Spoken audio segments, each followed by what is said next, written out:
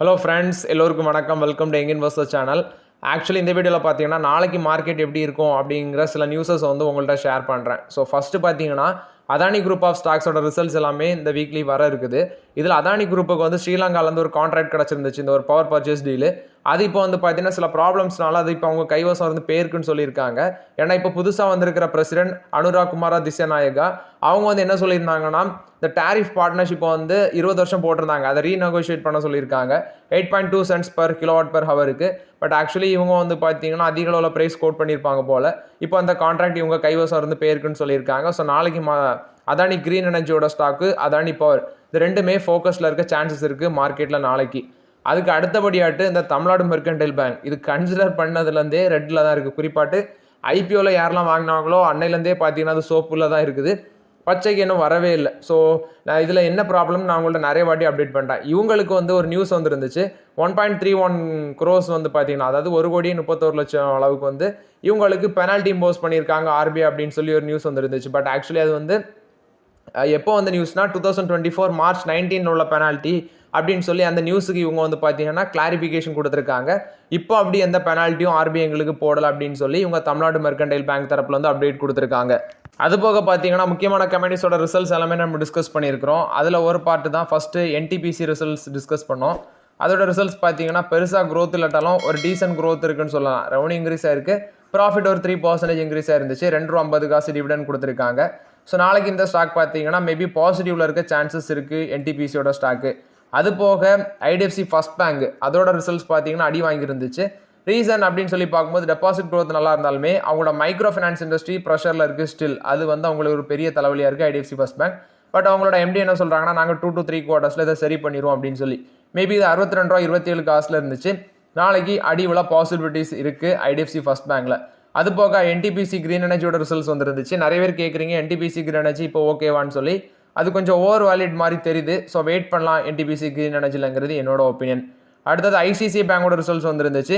அவங்களோட ரிசல்ட்ஸ் நல்லா இருந்துச்சு. ஐசிசிஐ பேங்கும் எஸ் பேங்கோட ரிசல்ட்ஸும் நல்லா இருந்துச்சு. நாளைக்கு மார்க்கெட்டில் மேபி வந்து பார்த்தீங்கன்னா இந்த ரெண்டு பேங்கும் நல்ல பெர்ஃபார்மன்ஸ் பண்ணுன்ட்டு நான் எக்ஸ்பெக்ட் பண்ணுறேன். ஐசிசிஐ பேங்க் எஸ் பேங்கும் ரிசல்ட்ஸ் பெட்டராக பண்ணியிருந்தாங்க.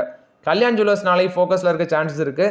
ஏன்னா இவங்க கண்டினியூஸ் ரெட்டில் இருந்ததுனால இவங்க யூகேல ஒரு சப்சிடரியை பார்த்தீங்கன்னா இன்கார்பரேட் பண்ணியிருக்காங்க.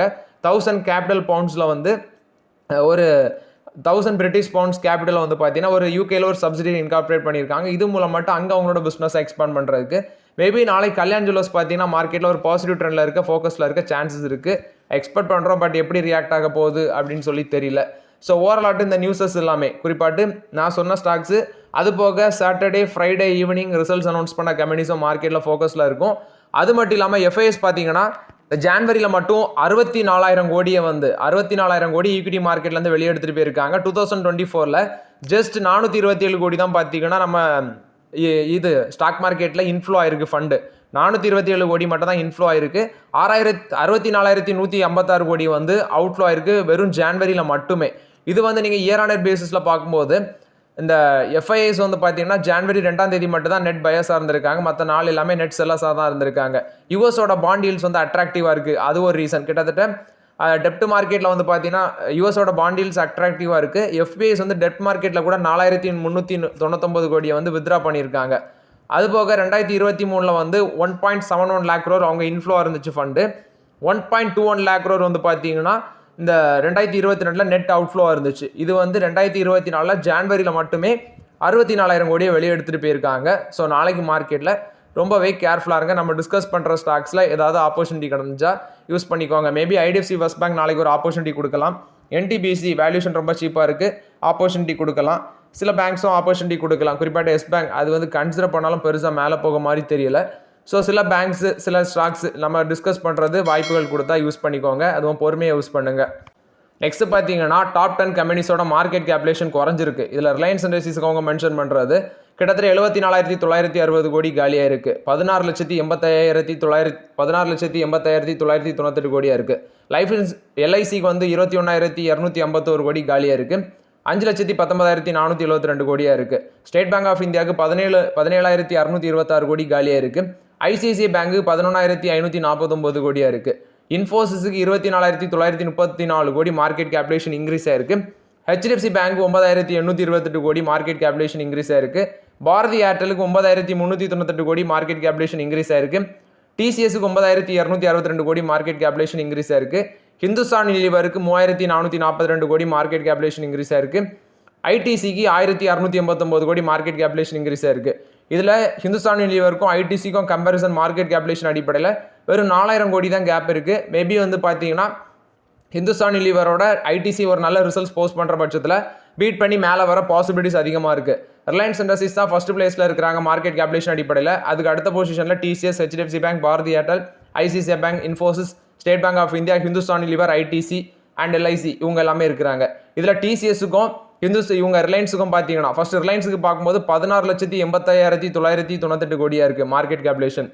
டிசிஎஸ்க்கு வந்து 15,01,976 கோடியாக இருக்குது. நியர்லி பார்த்தீங்கன்னா ஒரு 1.5 லட்சம் கிட்ட 1.5 லட்சம் கோடி கிட்ட மார்க்கெட் கேபிலேஷன் டிஃபரன்ஸ் இருக்குது இந்த ரெண்டு கம்பெனிஸுக்கும். ஸோ மேபி டிசிஎஸ் பீட் பண்ணி மேலே வராங்களா அப்படின்னு சொல்லி வெயிட் பண்ணி பார்க்கலாம். நெக்ஸ்ட் சில கம்பெனிஸில் வந்து பார்த்தீங்கன்னா எஃப்ஐஸ் வந்து ஸ்டேக்கை குறைச்சிருக்காங்க. விச் மீன்ஸ் ஃபர்ஸ்ட் ஜொமேட்டோவில் பார்த்தீங்கன்னா 5.22% வரைக்கும் எஃப்ஐஎஸ் வந்து ஸ்டேக்கை குறைச்சிருக்காங்க. 47.31% இருக்குது. முந்தின குவார்ட்டரில் 52.53% இருந்தது. இப்போ 47.31% குறைஞ்சிருக்கு. ட்ரெண்டில் பார்த்தீங்கன்னா 4.9% குறைச்சிருக்காங்க. 26.62% இருந்தது. இப்போ 21.68% குறைஞ்சிருக்கு. ஆக்சிஸ் பேங்க்ல 4.5% மார்க்கெட் இது எஃப்ஐஎஸ் வந்து ஸ்டேக்கை குறைச்சிருக்காங்க. 51.7% இருந்தது, 78% இருந்தது. இப்போ 47.33% குறைஞ்சிருக்கு. பஞ்சாப் நேஷனல் பேங்க்ல 2.7% எஃப்ஐஎஸ் ஸ்டேக் கட் பண்ணியிருக்காங்க. 8.42% இருந்தது. இப்போ 5.7% டிக்ளைன் ஆயிருக்கு. எஸ்பிஐ லைஃப் இன்சூரன்ஸ்ல 2.3% டிக்ளைன் ஆயிருக்கு.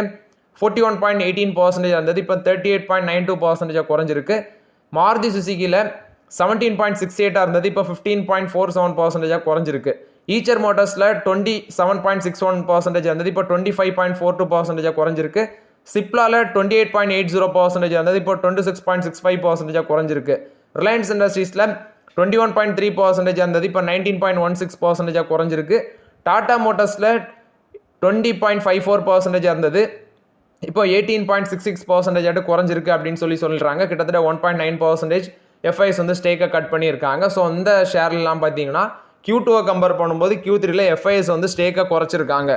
நெக்ஸ்ட் பார்த்தீங்கன்னா அடுத்த வாரத்தில் இந்த டிவிடெண்ட் போனஸ் ஸ்டாக் ஸ்பிட்லாம் அனௌன்ஸ்மெண்ட் பண்ணியிருப்பாங்க. அதுக்கான ரெக்கார்ட் டேட் வர டீட்டெயில்ஸ் எல்லாமே பார்த்துடலாம்.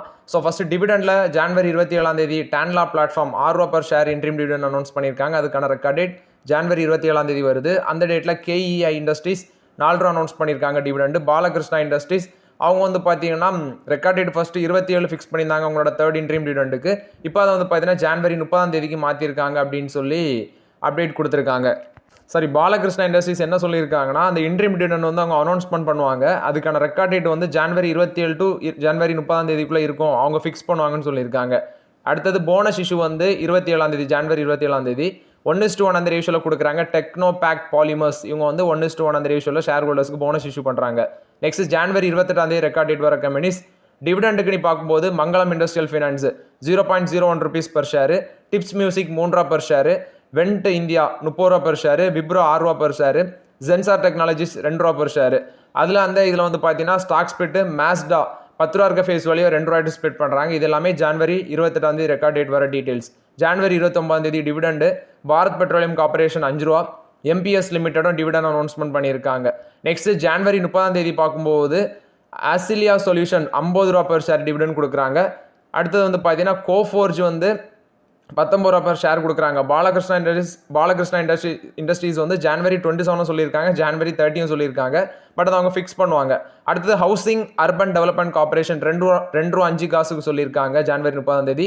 சைமன்ஸ் ₹12, டிரான்ஸ்போர்ட் கார்பரேஷன் அவங்க வந்து பார்த்தீங்கன்னா செகண்ட் இன்ட்ரீம் டிவிடெண்ட் வந்து அனௌன்ஸ்மெண்ட் பண்ணுவாங்கன்னு சொல்லியிருக்காங்க. அடுத்தது ஜனவரி 31 ரெக்கார்ட் டேட் வருது. கோல் இந்தியா அவங்களும் வந்து பார்த்தீங்கன்னா மண்டே டிவிடெண்ட் அனௌன்ஸ் பண்ணுறாங்க. அண்ட் அவங்க 7 ரெக்கார்ட் டேட் சொல்கிறாங்க. Emerald finance ₹0.06 per share, Kothi blossom ₹2 announcement பண்ணியிருக்காங்க. அதாவது கோல் இந்தியாவிலேருந்து நான் சொல்கிறது ஜனவரி 31 Friday record date. Indian energy exchange ₹1.50 dividend announce பண்ணியிருக்காங்க. டாரன் ஃபார்மாசிட்டிகல்ஸ் 26 அனௌன்ஸ் பண்ணியிருக்காங்க. Wealth first portfolio manager Monday dividend announcement பண்ணுவாங்க. அதுக்கான ரெக்கார்ட் டேட் ஜனவரி 31. Persistent systems ₹20 per share dividend announcement பண்ணியிருக்காங்க. அது போக போனஸ் இஷ்யூ பார்த்தீங்கன்னா ஜனவரி 31 ரெக்கார்ட் டேட். இந்திரபிரசா கேஸ்ட் 1:1 அந்த ரேஷியோவில் போனஸ். ஸ்டாக் ஸ்பிளிட் பார்க்கும்போது JBM ஆட்டோ 2 இருக்கிறத ஃபேஸ் வேல்யூ ₹2 இருக்கிறத 1 ஸ்பிளிட் பண்ணுறாங்க. ஹிடூஜா இந்தியா 10 ரூபா இருக்கிறத ஒன்னாட்டு ஸ்பிளிட் பண்ணுறாங்க. மொஹித் இண்டஸ்ட்ரீஸ் 10 ரூபா இருக்கிறத ஒன்னாட்டு ஸ்பிளிட் பண்ணுறாங்க. சென்கோ கோல்ட் 10 ரூபா இருக்க ஃபேஸ் வேல்யூ 5 ரூபாய்ட்டு ஸ்பிளிட் பண்ணுறாங்க. Next February 1 dividend record date. Root mobile அப்படிங்கிற ஒரு கம்பெனி அவங்க டியூஸ்டே வந்து பார்த்தீங்கன்னா டிவிடெண்ட் அனௌன்ஸ் பண்ணுவாங்க அப்படின்னு சொல்லியிருக்காங்க. இது எல்லாமே நெக்ஸ்ட் வீக்கு போனஸ் டிவிடெண்ட் ஸ்பிளிட்டுக்கான ரெக்கார்ட் டேட் நான் உங்கள்கிட்ட அப்டேட் பண்ணியிருக்கிறேன். நெக்ஸ்ட் பார்த்தீங்கன்னா ஹிந்துஸ்தான் ஜிங்க் வந்து ஃபினான்ஷியல் 26ல் நாங்கள் நெட் டெட் ஃப்ரீயாட்டு மாறிடும் அப்படின்னு சொல்லி அப்டேட் கொடுத்துருக்காங்க. விச் மீன்ஸ் ஃபினான்ஷியல் 26ல். ஸோ ஆக்சுவலி ஹிந்துஸ்தான் ஜிங்க் பார்த்தீங்கன்னா இந்த மெட்டல் செக்மெண்ட்டில் வராங்க. குறிப்பாட்டு ஜிங்க், லெட்டு, அடுத்தது சில்வர் இந்த செக்மெண்ட்லாம் இருக்கிறாங்க. ஸோ இவங்க வந்து 6 to 7% annual CAGR growth expect பண்ணுறாங்க. அது மட்டும் இல்லாமல் வந்து பார்த்தீங்கன்னா எக்ஸ்பென்ஷன்லையும் ஃபோக்கஸ் பண்ணுறாங்க. இவங்க வந்து கண்ட்ரிலே லார்ஜஸ்ட் ஜிங்க், லெட், சில்வர் ப்ரொடியூசராக இருக்கிறாங்க. மார்ச் எண்டில் வந்து 2000 கோடி டெப்ட்டை ரெடியூஸ் பண்ணுவோம். செப்டம்பர் குவார்டர் எண்டில் வந்து ஒரு 6000 கோடி கடன் அடைப்போம்னு சொல்லியிருக்காங்க. ஃபினான்ஷியல் 26ல் நாங்கள் நெட் டெட் ஃப்ரீயாட்டு மாறிடும் அப்படின்னு சொல்லி ஹிந்துஸ்தான் ஜிங்க் அப்டேட் கொடுத்துருக்காங்க. வெயிட் பண்ணி பார்க்கலாம். ஏயு ஸ்மால் ஃபினான்ஸ் பேங்கும் ட்ரக்ஸ் அப்போ வந்து பார்த்தீங்கன்னா பார்ட்னர்ஷிப்பில் வராங்க. அவங்களோட யூஸ் ட்ரக்குக்கு வந்து ஃபினான்ஷியல் சொல்யூஷன் ப்ரொவைட் பண்ணுறதுக்கு வேண்டி. நெக்ஸ்ட் பார்த்தீங்கன்னா January 27 விச் மீன்ஸ் மண்டே. அது போக இந்த கம்மிங் வீக்கில் வந்து பார்த்தீங்கன்னா கிட்டத்தட்ட 140 கம்பெனிஸ் டிவிடெண்ட் அனௌன்ஸ் பண்ணுறாங்க. முக்கியமான கம்பெனிஸோட ரிசல்ட்ஸ் எல்லாமே இந்த வீக்கில் தான் இருக்குது. அதாவது லார்ஜ் கேப் கம்பெனியில் முக்கியமான நம்ம ட்ராக் பண்ணுறதுல எல்லா ஸ்டாக்கோட ரிசல்ட்ஸுமே இந்த வீக்கில் தான் இருக்குது. அதில் January 27 மட்டும் நான் அப்டேட் பண்ணுறேன். முக்கியமானதை சொல்கிறேன். டாடா ஸ்டீல் இருக்குது. அடுத்தது கோல் இந்தியாவோட ரிசல்ட்ஸ் இருக்குது நாளைக்கு மண்டே. அடுத்து Indraprastha gas limited, RailTel corporation of India, Indian oil corporation, union bank, Canara bank, Bajaj housing, federal bank, Adani total gas, Adani Wilmar, LT foods, அடுத்தது வந்து பார்த்தீங்கன்னா பிரதாப் ஸ்நாக்ஸ், எனாமி, நிதின் ஸ்பின்னர்ஸ், இப்படி சில கம்பெனிஸும் இருக்கிறாங்க.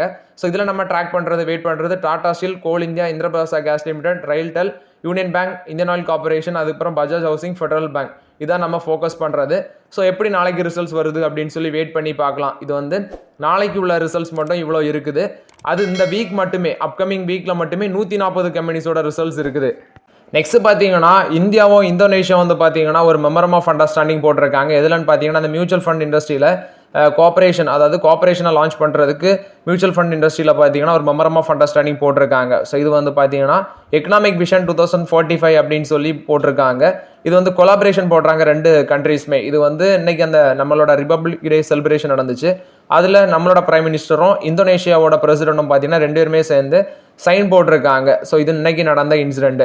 நெக்ஸ்ட் பார்த்தீங்கன்னா இந்தியாவிலேருந்து யூஎஸ்க்கு போகிற எக்ஸ்போர்ட் வந்து 5.57% அதிகரிச்சிருக்கு அப்படின்னு சொல்கிறாங்க கிட்டத்தட்ட. விச் மீன்ஸ் இந்தியா யூஎஸ்க்கு எக்ஸ்போர்ட் பண்ணுறது $60 பில்லியன் இருக்குன்னு சொல்லியிருக்காங்க. ஏப்ரல் டு டிசம்பர் பீரியடில் கிட்டத்தட்ட 5.57% இன்க்ரீஸ் ஆயிருக்கு. எக்ஸாக்டாக சொல்லணும்னா $59.93 பில்லியன் இருக்குன்னு சொல்லி அப்டேட் பண்ணியிருக்காங்க. ஸோ அது மட்டும் இல்லாமல் வந்து பார்த்தீங்கன்னா ஷிப்மெண்ட்டும், அதாவது டிசம்பரில் மட்டுமே ஷிப்மெண்ட்ஸும் வந்து 8.49% இன்க்ரீஸ் ஆயிருக்கு. $7 பில்லியன் இருக்குன்னு சொல்லி அப்டேட் கொடுத்துருக்காங்க. இது வந்து இந்தியா யூஎஸ்க்கு எக்ஸ்போர்ட் பண்ணது. ஜேகே சிமெண்ட் வந்து காஷ்மீர் சைஃப்கோ சிமெண்ட் கூட ஒரு பார்ட்னர்ஷிப்பில் வராங்க. எதுக்குன்னு பார்க்கும்போது சைஃப்கோ சிமெண்ட்டில் வந்து இவங்க ஒரு 60% ஆஃப் த ஸ்டேக் வந்து அக்யூசியேஷன் பண்ணுறாங்க. அது மட்டும் இல்லாமல் இன்ஃப்ராஸ்ட்ரக்சர் டெவலப்மெண்ட்டுக்கு வேண்டி இந்த கொலாபரேஷன் சைஃப்கோ சிமெண்ட்டில் வந்து பார்த்தீங்கன்னா ஜேகே சிமெண்ட் 174 கோடிக்கு 60% ஆஃப் த ஸ்டேக் அக்யூசியேஷன் பண்ணுறாங்க. உத்தரப்பிரதேஷ், மத்திய பிரதேஷ், ராஜஸ்தான் இங்கே எல்லாமே நார்தன் இந்தியாவில் இவங்களுக்கு ப்ரெசன்ஸ் வெரி ஸ்ட்ராங்காக இருக்குது அப்படின்னு சொல்லி அப்டேட் கொடுக்குறாங்க. இது ஜேகே சிமெண்ட் கொடுத்த அப்டேட்டு. நெக்ஸ்ட் பார்த்தீங்கன்னா இந்த ஈக்விட்டி மியூச்சுவல் ஃபண்ட் இன்ஃப்ளோ வந்து 4 லட்சம் கோடி தாண்டி இருக்குது அப்படின்னு சொல்லி சொல்கிறாங்க 2024. ஸோ அதிக அளவில் மியூச்சுவல் ஃபண்ட் இன்வெஸ்ட்மெண்ட், நெக்ஸ்ட் வந்து இந்த SIP இதெல்லாம் அதிகரிக்கு அப்படின்னு சொல்லி மென்ஷன் பண்ணுறாங்க. ஸோ இதில் நீங்கள் கவனித்து பார்த்தீங்கன்னா 2024 total equity inflow 3.94 lakh crore இருக்குன்னு சொல்லியிருக்காங்க. அது 2023 1.61 lakh crore தான் இருந்துச்சு. இப்போ அது எங்கேயோ போயிருக்கு, 3.94 lakh crore வந்துடுச்சு. அதே மாதிரி அசட் அண்டர் மேனேஜ்மெண்ட் இந்த செக்மெண்ட்ல 40% இன்க்ரீஸ் ஆயிருக்குன்னு சொல்றாங்க. டிசம்பர்ல அதாவது mutual fund industry 30.57 lakh crore reach பண்ணியிருக்கு. ப்ரீவியஸ் இயர்ல 21.8 lakh crore இருந்தது. இந்த ரேஞ்சுக்கு வளர்ந்துடுச்சு. இந்த ஈக்விட்டி ஸ்கீம்ஸ், அடுத்து வந்து தீமேட்டிக் ஃபண்ட்ஸ், இதில் வந்து ஹையஸ்ட் நெட் இன்ஃப்ளோ ஆட்டு 1.55 lakh crore வந்திருக்கு 2024. மிட் கேப்ல 32,465 கோடி இன்ஃப்ளோ ஆயிருக்கு. ஸ்மால் கேப்ல 34,223 கோடி இன்ஃப்ளோ ஆயிருக்கு. லார்ஜ் கேப்ல 19,415 கோடி இன்ஃப்ளோ ஆயிருக்கு அப்படின்னு சொல்றாங்க. ஸோ ஓவரால் இயர் பேசிஸ்ல அந்த SIP மியூச்சுவல் ஃபண்ட் இதோட இன்வெஸ்ட்மெண்ட் அந்த ஸ்கீம்ஸ்ல எல்லாமே ஃபண்ட் போடுறது அதிகரிச்சுட்டு தான் போயிட்டு இருக்குது. இது மார்க்கெட்ல லிக்விடிட்டியை இன்க்ரீஸ் பண்ணோம். மார்க்கெட்டுக்கு இது ஒரு டைப்ல பாசிட்டிவ் அப்டேட்டாக தான் இருக்குது. ஸோ ஓகே ஃப்ரெண்ட்ஸ், ஆக்சுவலி இந்த வீடியோவில் சில இம்பார்ட்டன்ட் அப்டேட்ஸ் எல்லாமே டிஸ்கஸ் பண்ணோம். இந்த வீடியோ உங்களுக்கு பயனுள்ளதாக இருக்கும்னு நினைக்கிறேன். பயனுள்ளதாக இருந்துச்சுன்னா லைக் பண்ணுங்க, சப்ஸ்கிரைப் பண்ணுங்க, கமெண்ட் பண்ணுங்க. Okay friends, thank you.